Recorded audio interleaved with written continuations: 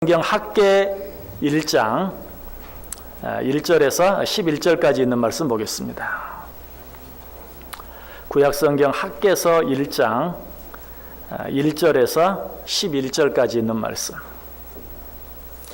한 절씩 교독하겠습니다. 제가 먼저 1절 읽습니다. 다리오 왕 제2년 여섯째 달 곧 그 달 초하루에 여호와의 말씀이 선지자 학개로 말미암아 스알디엘의 아들 유다 총독 스룹바벨과 여호사닥의 아들 대사장 여호수아에게 임하니라. 이르시되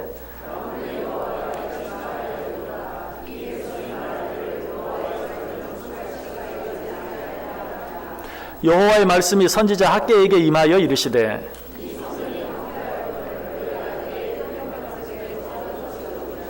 그러므로 이제 만군의 여호와가 이같이 말하노니 너희는 너희의 행위를 살필지니라.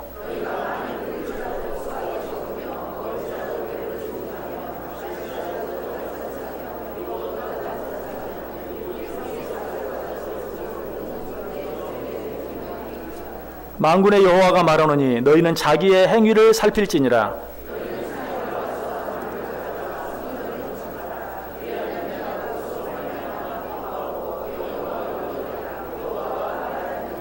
너희가 많은 것을 팔았으나 도리어 적었고 너희가 그것을 집으로 가져갔으나 내가 불어버렸느니라. 나 만군의 여호와가 말하노라. 이것이 무슨 까닭이냐. 내 집은 황폐하였으되 너희는 각각 자기의 집을 짓기 위하여 빨랐음이라.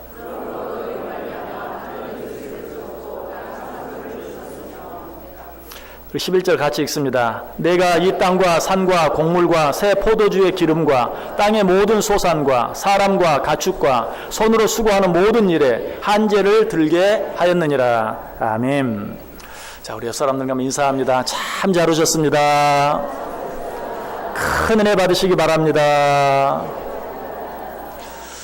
여러분들 정말 오늘 추위 가운데도 이렇게 하나님 앞에 오신 것 진심으로 환영합니다. 오늘도 여러분을 위해서 예비된 하나님의 놀라운 은혜, 놀라운 축복이 여러분 모두에게 풍성하게 임하시기를 주님의 이름으로 간절히 축원합니다. 지난 주일에 2016년 결산 그리고 2017년 예산을 위해서 재직회로 공동의회로 모였었습니다. 정말 감사한 것은 2016년 한 해 동안 하나님께서 우리 교회를 축복하셔서 풍성한 결산을 가질 수 있도록 은혜해 주셨고, 특별히 정말 건축한 이후에 12년 만에 하나님께서 우리 건축을 위해서 진 부채, 원금을 상환할 수 있는 그런 기회, 그런 은혜, 그런 축복도 허락해 주셨어요. 그러고도 남음이 있도록 하나님이 허락해 주셨어요. 얼마나 하나님께 감사한지 몰라요. 이 사실을 생각하면서 하나님께 정말 한없는 감사를 드렸고 하나님께 모든 영광을 올려드렸어요. 뿐만 아니라 이 시간에 우리 성도들에게도 진심으로 감사를 드리고 싶어요. 너나 나나 이구동성으로 힘들다라고 말하는 때이지만 하나님을 사랑하고 주의 몸된 교회를 사랑하는 마음으로 여러분들이 열심을 내주시고 헌신해 주시고 봉사해 주시고 헌금해 주시고, 그래서 정말 어려운 때지만 하나님의 놀라운 그런 축복의 그런 결산을 가질 수 있었던 것 여러분들께도 진심으로 감사를 드려요. 정말 한 해를 결산하고 보니까 주일헌금이나 11조 헌금이나 감사헌금이나 신방헌금이나 목장헌금이나 또 각 기관들이 낸 기관헌금들 모두가 작년보다 훨씬 더 많이 이렇게 거친 것을 보았어요. 절기 헌금들도 그래요. 부활절 헌금, 맥추절 헌금, 추수감사절 헌금, 성탄절 헌금 모두 재작년보다 더 많은 헌금들이 거쳤어요. 마지막 성탄절 헌금을 이렇게 결산을 12월 25일 마지막 주일에 하고 보니까 재작년보다 몇만 원이 적더라고요. 그래서 조금 아쉬웠어요. 그 몇만 원 채우셨으면 더 좋았을 텐데. 그런데 그 다음 주에 미처 성탄절에 참여하지 못하신 분들이 더해서 또 성탄절도 재작년보다 더 풍성한 결산을 하게 해주신 것을 보면서 참 하나님께 감사하다. 건축 헌금과 선교 헌금도 재작년에 비해서 너무나 풍성하게 더 많이 여러분들이 해주셨어요. 그로 인해서 2016년 정말 좋은 풍성한 귀한 결산을 할 수 있게 되었어요. 이런 은혜, 이런 축복을 생각하면서 하나님께서 왜 우리에게 이런 은혜, 이런 축복을 주셨을까 하면서 다시 한번 생각해 보았어요. 전체 교회 예산에 비하면 참 적은 액수이긴 하지만 그래도 작년에 선교비가 우리가 예산했던 것보다도 3배 이상 지출을 되고 장학헌금도 우리가 예산했던 것보다 2배 이상 지출되는 그런 일들을 위해서 우리가 수고하고 애쓴 것들 하나님이 귀하게 보여주셨구나 하는 그런 마음이 들었어요. 이전에도 제가 캐나다에서 목회를 하면서 교회가 한 12년 동안 남의 교회를 혹은 신학교 예배당을 빌려 쓰는 가운데 이제 교회를 살 수 있는 그런 기회가 찾아왔어요. 우리가 빌려 쓰던 교회를 우리가 살 수 있는 그런 기회가 왔어요. 그런데 정말 그 교회에는 위치도 너무 좋은 곳이고 우리로서는 도무지 빌려 쓰면 몰라도 살 수는 언감생신 어렵고 불가능한 곳이었어요. 그래서 기회가 되긴 했지만 정말 우리로서는 도무지 어렵다. 하지만 오퍼는 냈어요. 우리는 이 정도의 금액밖에 없습니다. 우리는 이거 정도로만 살 수 있습니다. 하고 오퍼를 냈는데 이제 그것이 결정이 될 무렵쯤 되었을 때 마침 단기 선교를 떠나게 되었어요. 멕시코로 2주간 동안 단기 선교를 가게 되었어요. 그런데 형편이 선교를 갈 형편, 경제적인 형편보다도 언제 이 일이 결정이 날지 몰라요. 많은 곳에서 그 교회를 살려고, 그 교회가 캐네디언 교회인데 너무 어려워서 이제 교회를 팔려고 하는 거거든요. 그 교회는 다른 교회에 합하고 그 교회 건물을 팔려고 내놓았어요. 어떤 사람은 극장을 짓겠다고 오퍼를 내기도 하고, 어떤 사람은 아파트를 짓겠다고 오퍼를 내고, 어떤 사람은 사립학교를 짓겠다고 오퍼를 내고, 그런 사람들에 비하면 우리는 그냥 그걸 사겠다고 생각조차 하는 게 정말 도무지 감당이 안 되는 그런 일이었어요. 그렇지만 혹시라도 기회가 된다면 그 기회를 놓치지 않고 사인을 해야 돼. 한국처럼 도장을 찍는 곳이 아니, 도장 맡겨놓고 간다고 되는 게 아니, 직접 사인을 하지 않으면 아무리 좋은 기회가 찾아온다 할지라도 놓치는 거예요. 그럴 때 참 망설이게 되었어요. 하지만 하나님께서 우리에게 맡기셨고 우리가 이미 계획하고 준비한 이 일은 해야 된다 하고 그냥 단기 선교를 다 떠났어요. 저뿐만 아니라 또 중요한 일을 감당하는 장로님들까지 같이 갔어요. 갔다 왔더니 우리가 이 교회를 당신들에게 팔기로 결정했습니다 라는 그런 통보를 받았어요. 할렐루야. 예, 우리가 하나님께서 기뻐하시고 원하시는 일을 먼저 하면 하나님께서 그런 일들을 나머지를 책임져 주세요.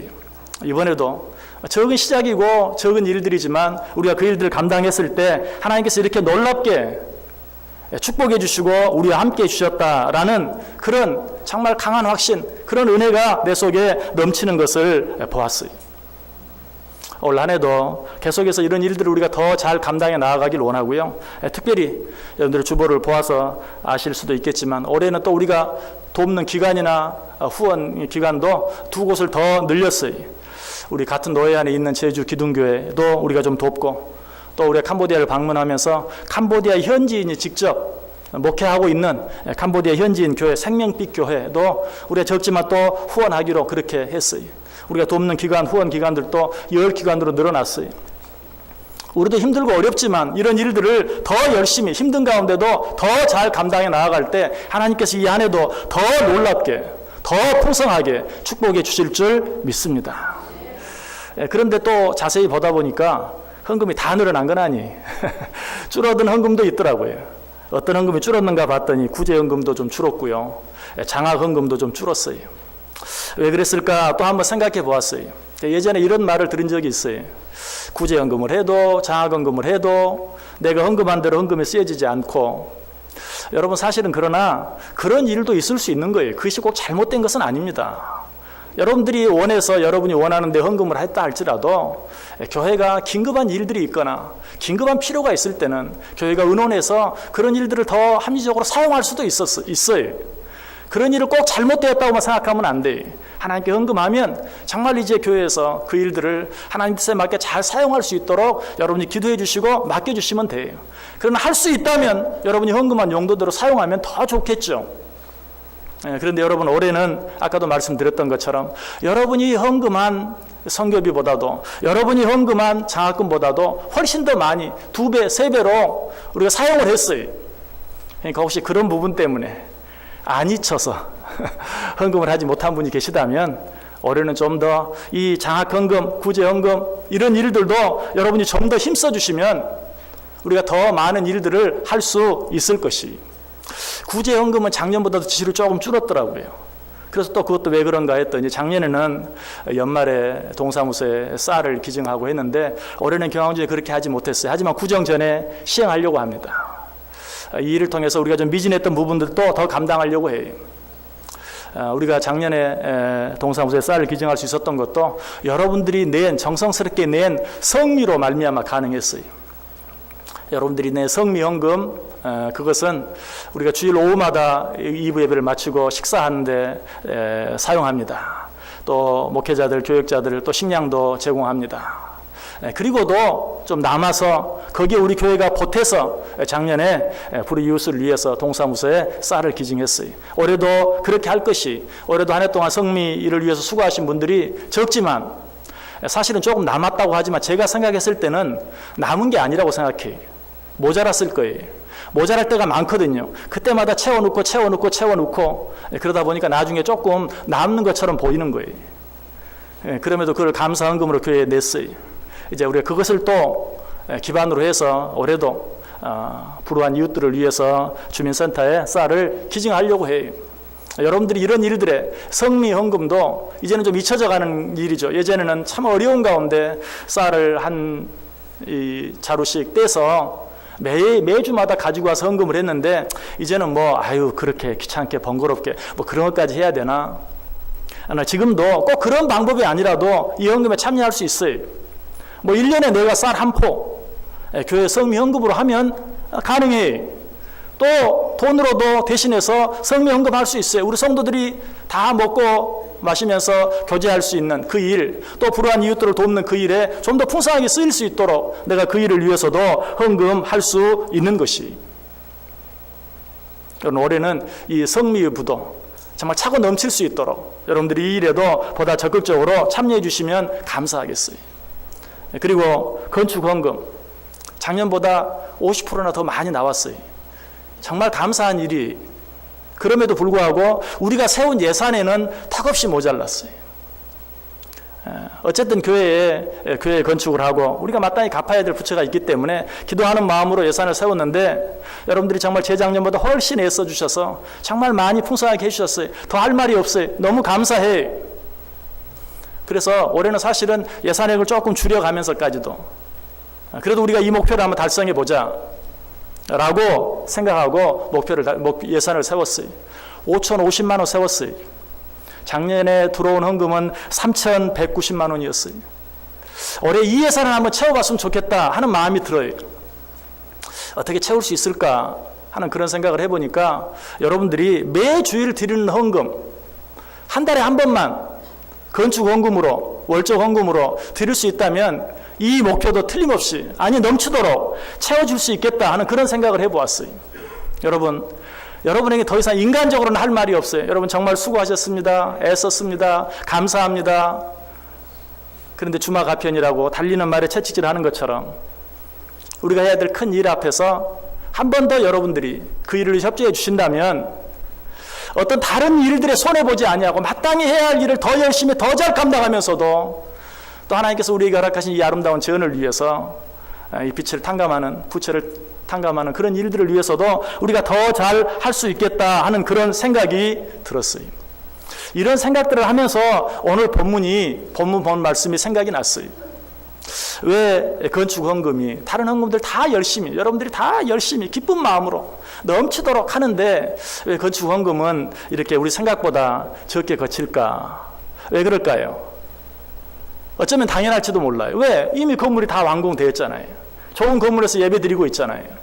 또 그렇다고 아직도 빈자리가 있는데 교회를 꼭 다시 새로 지어야 될 그런 필요성도 눈에 보이지 않잖아요.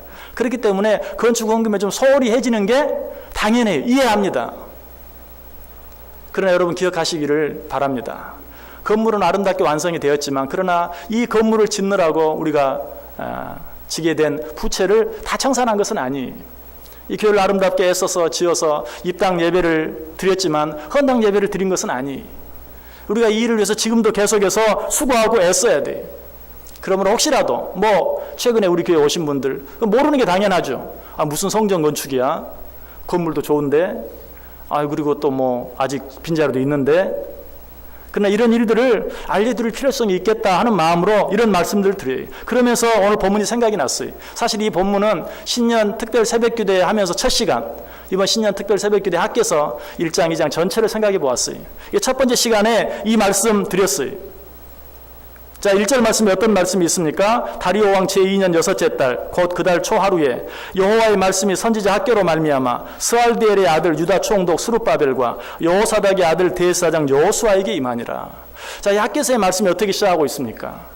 선지자 학교로 말미암아 여호와의 말씀이 주어졌다. 여호와의 말씀이 선지자 학교로 말미암아 스룹바벨에게 주어졌다라고 이야기하고 있어요.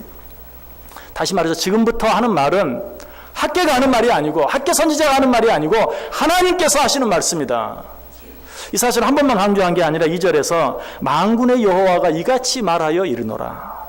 분명히 지금 학교의 입으로 말하고 있어요. 그러나 만군의 여호와께서 학교의 입을 통하여 이같이 말하여 이르노라.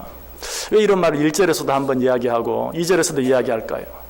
지금부터 하려고 하는 말이 자칫 잘못하면 사람들의 오해가 될 수도 있는 줄 아시고 하나님께서 굳이 반복해서 여호와의 말씀이 선지자 학교로 말미암아 주어진 것이다.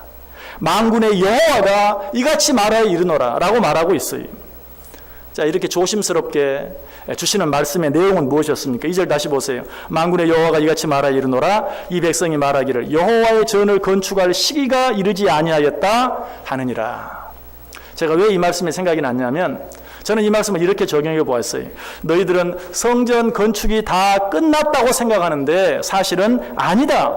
성전 건축은 아직도 진행 중이다. 저는 이 말씀이 이렇게 들렸어요. 너희가 성전을 지을 때가 아직 되지 않았다고 말하는데 아니다 라고 말씀하신 것처럼 너희들은 성전 건축이 다 끝났다고 생각하는데 아니다. 지금도 그 일이 계속되고 있다.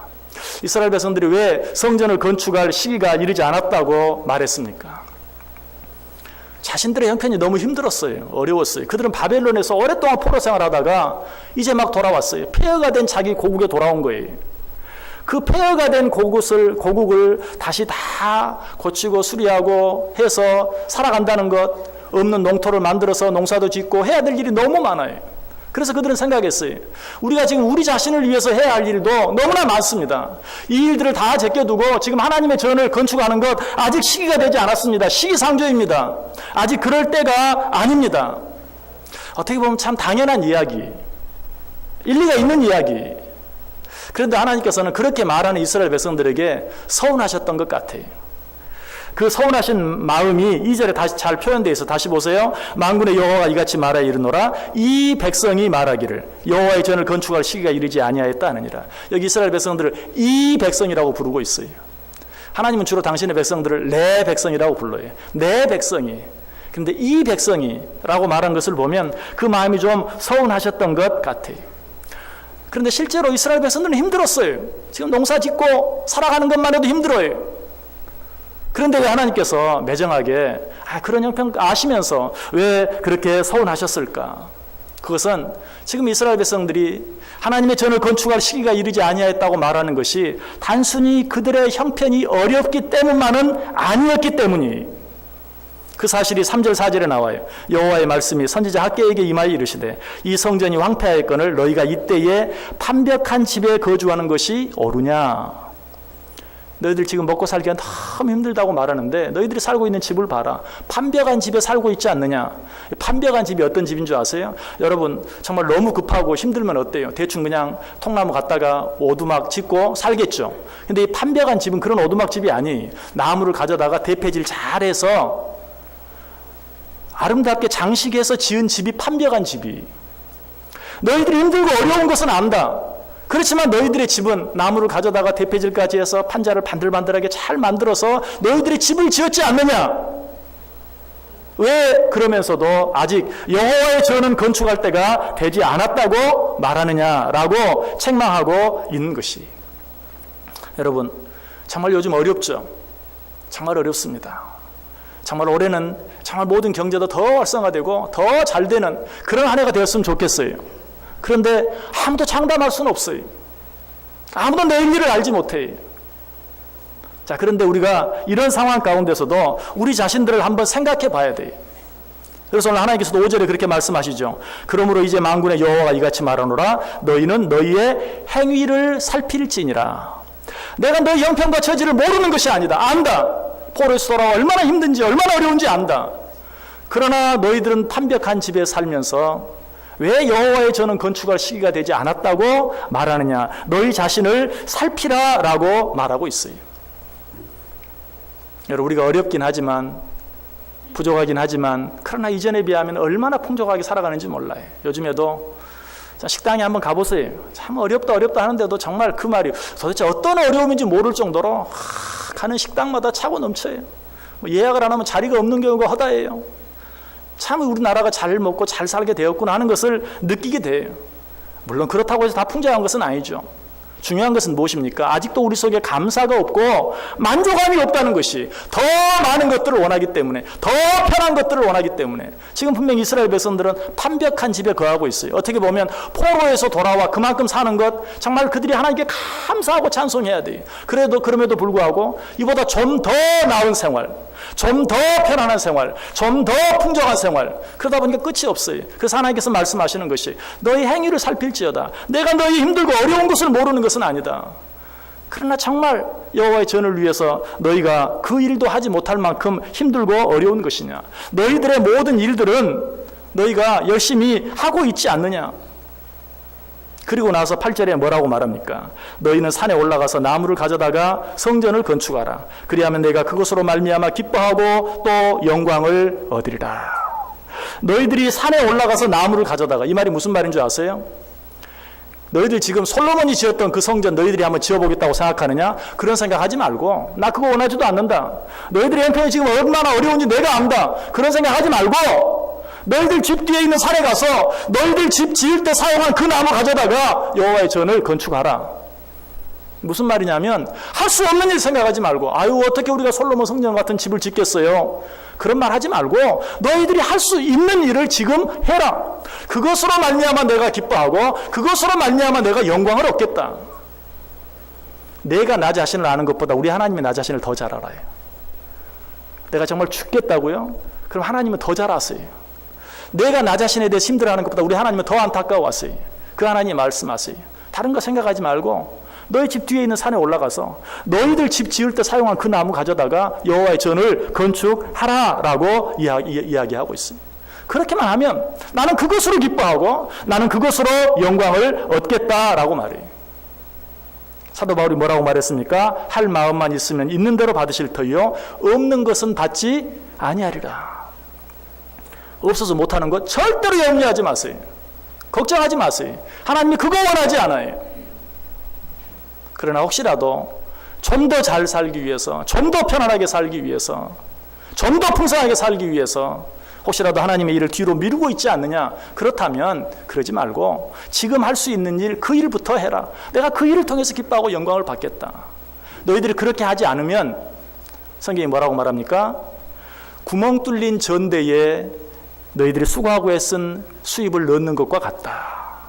제가 새벽에 그래서 우선순위에 대해서 말씀했어요. 우선순위를 먼저 해야 합니다. 그런데 신년 첫 번째 날, 첫 번째 새벽기도이기 때문에 헌금 얘기는 전혀 못했어요. 혹시라도 아이고 새해 첫날부터 그럴까봐. 근데 하나님께서 이렇게 결국 하게 하시는 것 같아요. 우선순위 가운데 우리가 하나님께 드릴 것, 이거 정말 가장 먼저 해야 할 일이에요. 구멍 뚫린 전대를 막는 것. 그러지 아니하면 우리가 아무리 수고하고 했어도 소용이 없어요. 우리 하나님이 함께하지 아니하시면 집을 세우는 자의 수고가 어때요? 우리 하나님이 함께하지 아니하시면 성을 파수하는 자의 경성함이 헛될 수밖에 없어요. 그러므로 뚫어진 전대 구멍을 먼저 막아라 라고 오늘 본문이 우리에게 이야기하고 있어요. 9절에서 뭐라고 말합니까? 너희가 많은 것을 팔았으나 도리어 적었고 너희가 그것을 집으로 가져갔으나 내가 풀어버렸느니라. 너희들이 왜 지금보다 더 풍성한 삶을 살지 못하는 줄 아느냐? 우선순위가 잘못된, 먼저 너희들을 위해서, 너희가 좀 더 편안하고 너희가 좀 더 풍족하게 살기 위해서 너희가 집으로 가져간 그것들을 내가 풀어버렸기 때문이다 라고 이야기하고 있어요. 하나님 너무하십니다.